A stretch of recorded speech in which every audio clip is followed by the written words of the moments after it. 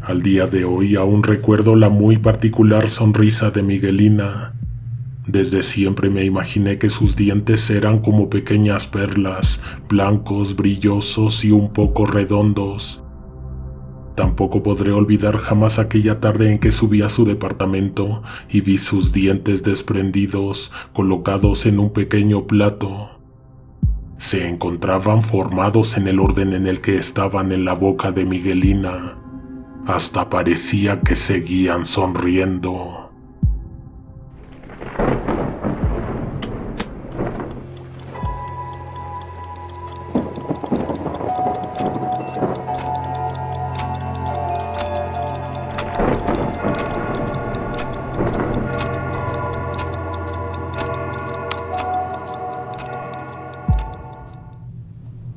Cuando nos conocimos, Miguelina y yo tendríamos más o menos la misma edad. Era una pequeña niña que generalmente llevaba el cabello amarrado en una cola que le caía en la espalda. Además, siempre traía al cuello una cadenita dorada con un pequeño guardapelo. Eso y sus blanquísimos dientes eran los rasgos más característicos de Miguelina. La vi por primera vez una tarde de junio. No supe si era sobrina o nieta del portero, pero varias veces lancé una piedra a la ventana de su casa en la vecindad donde vivíamos para que saliera a jugar conmigo. Éramos los únicos niños de ahí, así que cuando ella no podía salir, yo me sentía muy solo.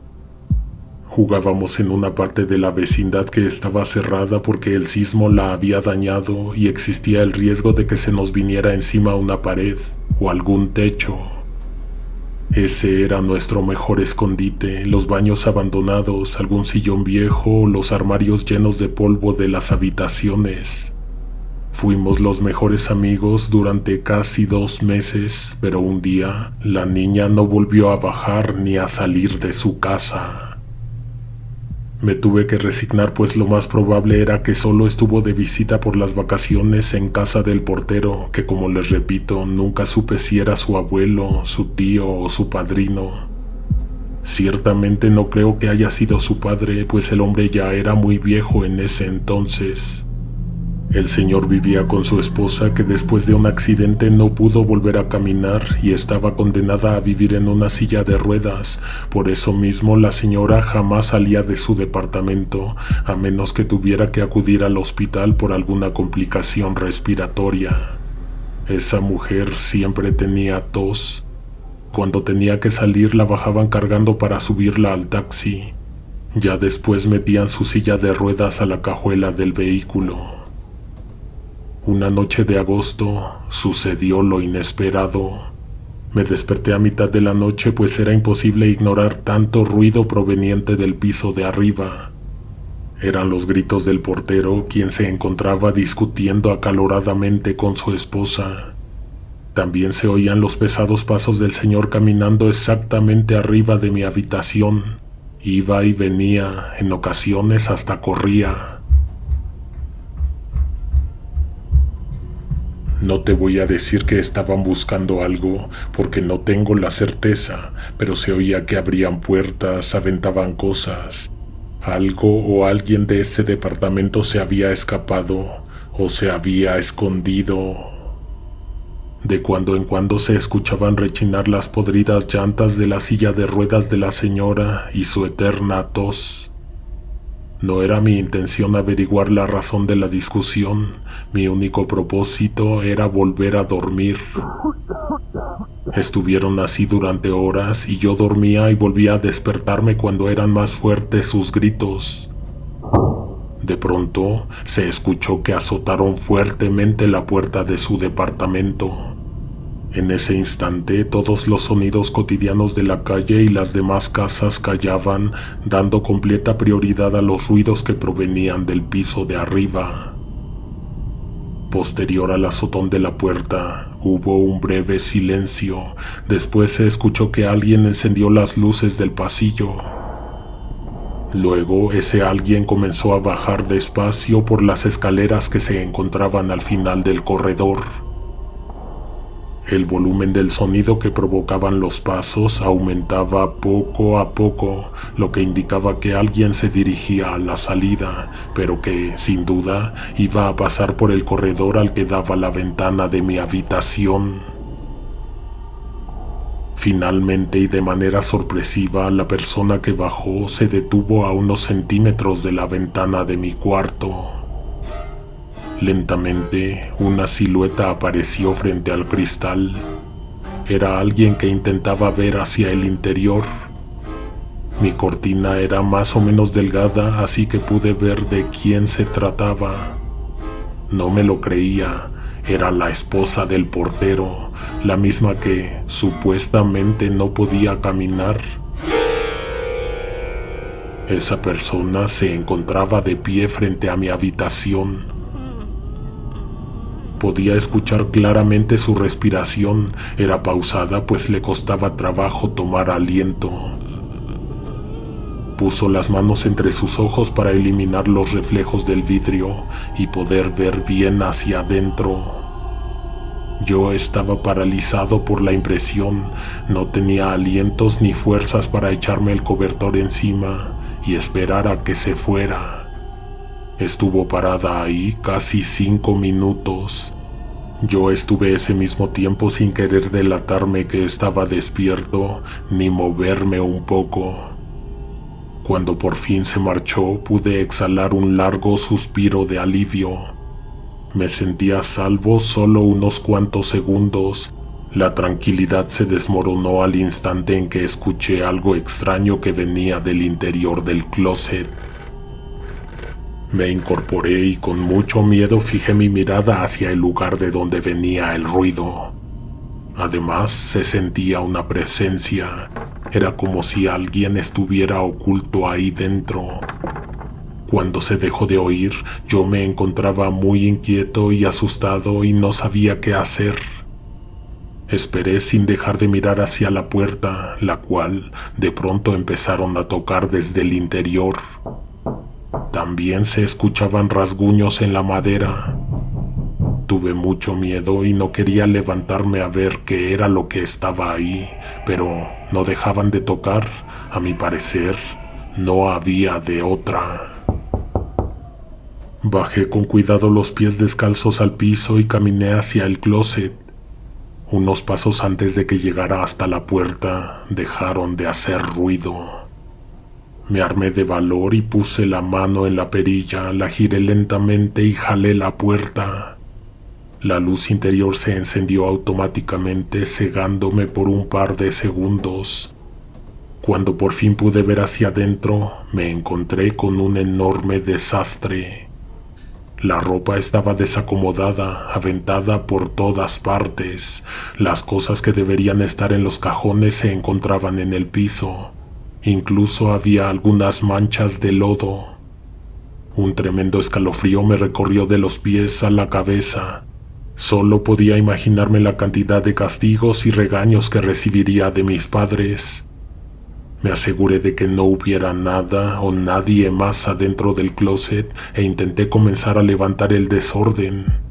El fondo de la pequeña pieza estaba forrado con una larga hoja de madera, la cual nunca me había ocupado en revisar, pero en ese momento una parte se encontraba desprendida, mostrando un agujero por el que se podía ingresar si uno se agachaba lo suficiente.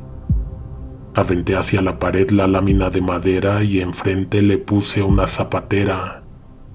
Mientras me venía a la mente la completa solución de ese problema, me quedé viendo todo el desastre y permanecí inmóvil. Un llanto débil de pronto se escuchó afuera, en el patio. Asumí de inmediato que era la niña. Entonces tocaron la ventana 3 veces. Tomé una decisión rápidamente, agarré mis zapatos y salí sigilosamente de la habitación. Con temor a hacer algún ruido que me delatara, recorrí el pasillo que se me hizo eterno hasta la sala. Ahí se encontraba la televisión encendida, proyectando una silenciosa estática. En el sillón estaba mi madre dormida con el control en la mano. Seguí hasta la puerta y tomé las llaves que se encontraban colgadas en la pared y salí. Corriendo llegué a las escaleras. Pisaba uno a uno con todo cuidado mientras subía cada escalón. No quería hacer ni el más mínimo ruido. Al llegar al primer piso no pensé en prender la luz del pasillo y me adentré en las penumbras. Para mi fortuna, no todo fue oscuridad gracias a un foco encendido en el departamento del portero. Mis pasos eran muy lentos, no quería ser descubierto, además de que me encontraba totalmente atemorizado. Llegué a pensar que había sido muy mala idea salirme de casa a mitad de la noche. Al llegar a donde comenzaba el departamento de los señores, me aproximé a la pared y sigilosamente me acerqué a la ventana. De ahí salía una débil luz que temblaba, pues provenía de un par de velas. Me asomé con todo cuidado y al principio no supe lo que veía. El portero estaba sentado de espaldas a la ventana. Estaba encorvado, tenía en las manos un peine que apretaba con fuerza, con ira, con molestia. Al fondo se abría una puerta de donde salía una parpadeante luz que seguro provenía de la televisión. La característica tos de la señora también salía de esa habitación. Por todos lados había unas feas carpetitas blancas tejidas encima de los sillones, en la mesita de centro, bajo el teléfono. Las velas se encontraban en una especie de tocador en la que el portero tenía recargado un brazo. Había un espejo en esa misma mesita tocador que fue donde pude ver reflejada la cara del hombre. Era un rostro arrugado y enfermo, su semblante era pálido y triste. En ese momento se agachó para recoger un objeto del piso. Mientras lo examinaba, lo tomó con ambas manos. Era una maraña de pelos. Mis ojos no le hallaban forma, pero el anciano rápidamente se la empezó a dar.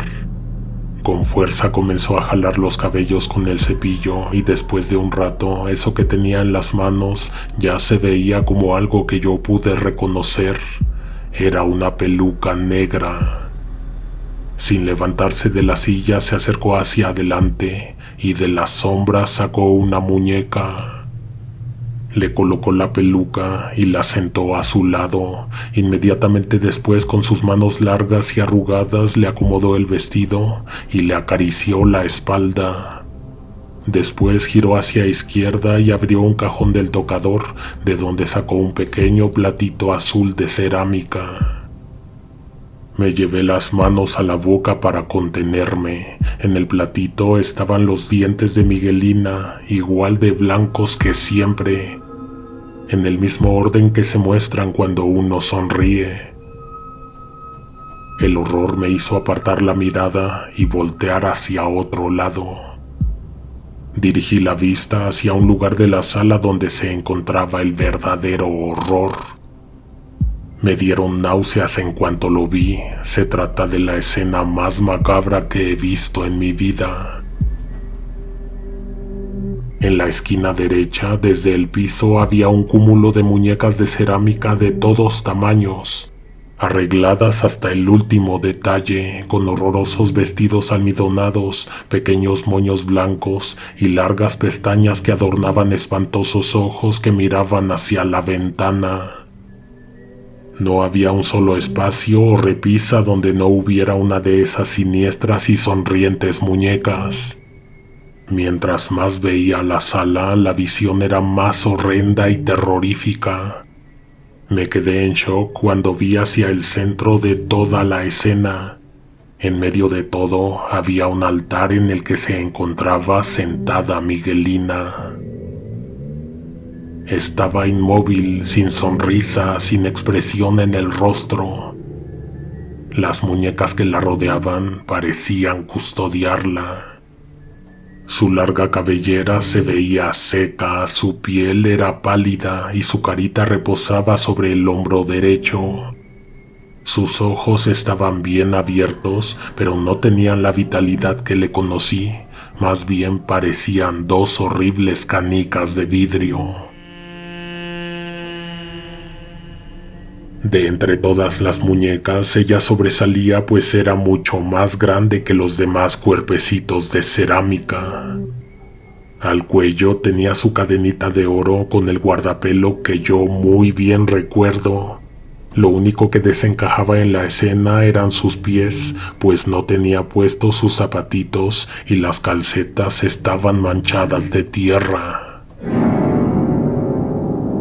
Este suceso me aterrorizó durante el resto de mi infancia y todavía muchos años después. Al día de hoy, no sé si la niña murió, fue disecada y puesta en ese altar, o más bien todo el tiempo que la conocí estuve jugando en la vecindad con una muñeca. Quisimos revivir una de nuestras primeras historias, uno de los relatos más queridos por el equipo de producción. Llamamos a toda la comunidad a que nos cuenten sus propias experiencias con muñecas, para pronto poder compartir una aterradora recopilación. Nos escuchamos mañana con la siguiente recopilación perteneciente a octubre, nuestro mes favorito. Alguien me observa en la oscuridad.